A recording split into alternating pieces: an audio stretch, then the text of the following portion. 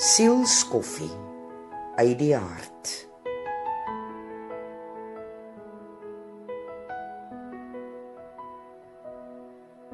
Ek sê altyd dat my 40er jare my beste jare nog was.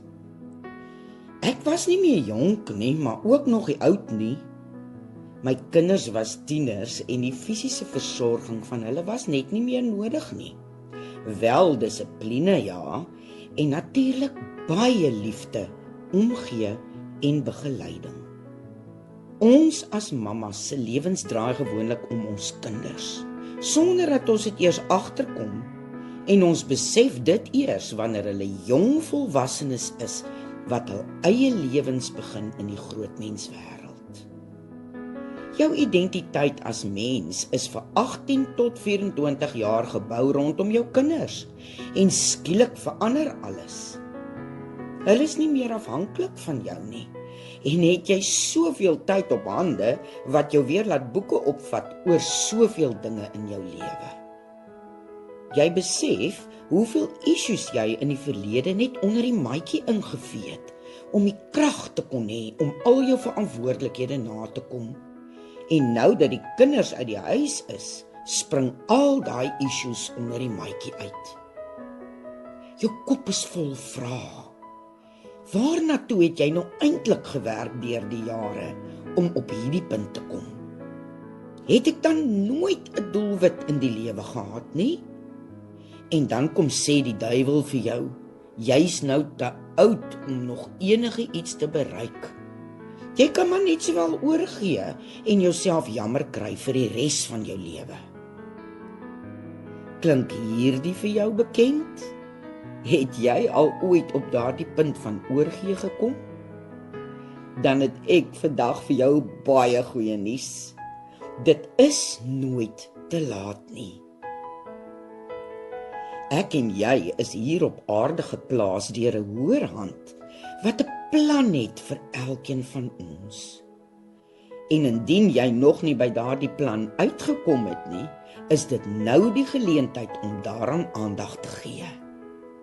Jy het nou meer tyd om in God se teenwoordigheid te spandeer en sy stem te hoor, wat jou sal lei tot dit wat hy vir jou beplan het, van die begin af.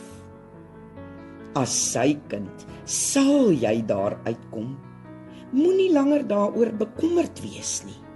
Hou net Jesus se hand styf vas en sorg dat jou verhouding met hom groei. En die belangrikste van alles, spandeer genoeg tyd in sy woord om jou ware identiteit te ontdek.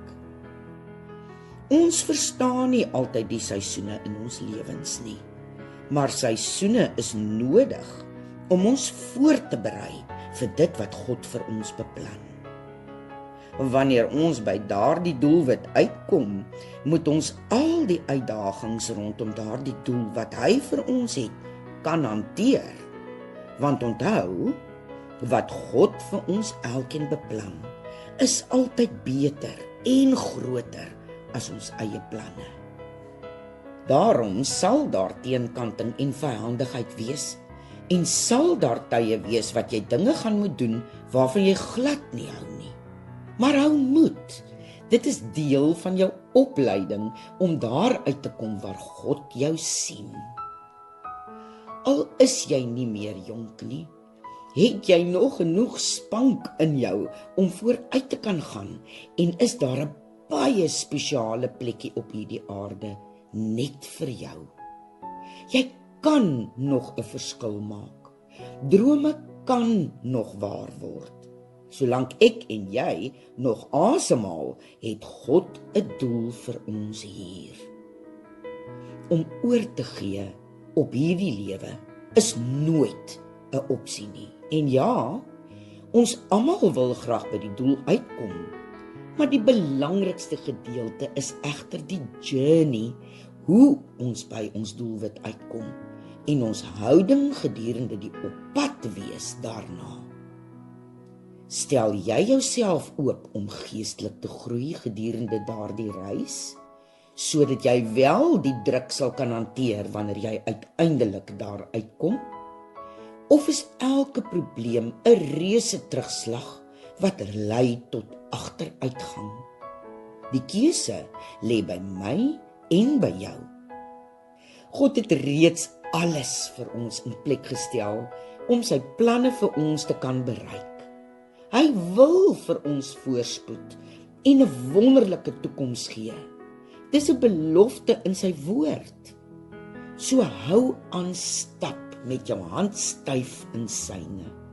Want onthou, dis nooit te laat om by jou doelwit uit te kom nie.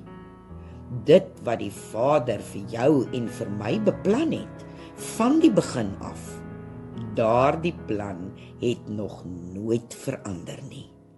Ons gesels gou weer.